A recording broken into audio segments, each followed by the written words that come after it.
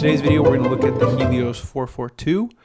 I pretty much set up a test because I wanted to test this for my own personal data, my own personal research. I wanted to see if I like the lens. After using the 442 for a few days, I really put it through different scenarios, and the one thing I took from it that I thought really stood out, that the most important thing about the Helios 442 is that the Helios 442 can do both. On one hand, it can give us the swirly bokeh that we're after. I mean, that's why everyone really likes this lens. That's what attracts us to the lens. But the one thing that is super important is that it could also do the other end of it, which is it could give us very clean 50 millimeter shots. I'm aware it's a 58 millimeter, but to me it's like a 50 millimeter, and it can do both. It could get us clean, beautiful shots without the scene being overpowered by the swirl. And on the other end, if we want that swirl, it's up to us to put the scene in the position where we can get more swirl out of the lens. That's my favorite thing about the lens. My favorite thing is that I can push and pull on it. I have like an extra lever of creativity when it comes to using that lens of what I want out of it. One of the things I wanted to find out was what this lens looked like on 3 different formats. I wanted to see what it would look like on the Alexa Mini Super 35 sensor. I wanted to see what it would look like on the Alexa Mini, but in 4x3, so open gate. You can see in the 4x3, the sensor is a little bit taller, so you do get a little bit more of that swirl. And I wanted to see how that compared to shooting it on a full frame larger sensor, so the FX3. So I don't think this lens is for full frames only or people that shoot open gate only.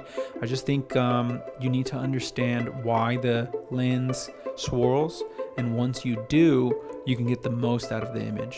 And really, you can pick and choose how much swirl you get out of the lens. What about the flare? The lens definitely has a nice flare when light is, hitting it, and I really like the flare. The flare is consistent with the rest of the look. It's dreamy, it's beautiful, it's soft. I wanted to test this lens out in a professional environment. I wanted to see, would I use this on my professional work? Would I use this on a short film? Would I use this on a commercial? So what I did is I wanted to set up a scene where I actually pulled out lights, I lit it, and I wanted to see how the lens performed in that environment. So I set up a scene. Let's get into it. Let's check out some of these shots and see how the footage came out. Okay, so here we're shooting a nice wide with the 50 millimeter. There's tons of times when I'm in an environment where I want to compress the background. So I scoot the camera back, I take a 50 millimeter and I shoot a wide with a 50. This is a good example of that. And overall, I really like the look. I absolutely would use this on a gig. I would use this on a short film. I would use this on a commercial. And overall, I really like that the swirl is not overpowering the image. I like that if I wanted swirl, I could add it. And that it has become a creative decision. It's become a tool that I can use or put away. That's by far my favorite thing about this lens. Okay, so how do we get the most out of the Helios 422? How do we really amp up the bokeh? One is shoot in nature. Nature's going to provide a ton of, unfocused highlights in the background. 2 is create some depth between you and your subject and the subject and its background. Keep that in mind. Now, you don't need to shoot in nature. You can set up a scene with a ton of highlights. You can get a bunch of little lights. You can put Christmas lights. You can do whatever it is that you need to do in order to put a lot of highlights in the background. And then what you do is change your focus to your subject, and the lens will do the rest of the job. And 3, backlight. If you backlight the Helios 422, you will increase how much that lens is going to swirl because of the way the light is going to hit your background and your subject. Most of all your background though. So yes, those are the 3 things that I would do if I wanted to get the absolute most swirl. Do I like this lens? I do. I really like it.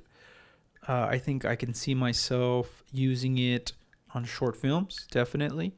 Talking about short films, I have a short film that is currently in the short film circuit, and I am actually going to be putting that short film here on YouTube. I am excited for people to watch it. I like seeing what the free market has to think about my work. And if you want to check that out, you'll definitely want to subscribe. So thank you for watching this video, and until the next one.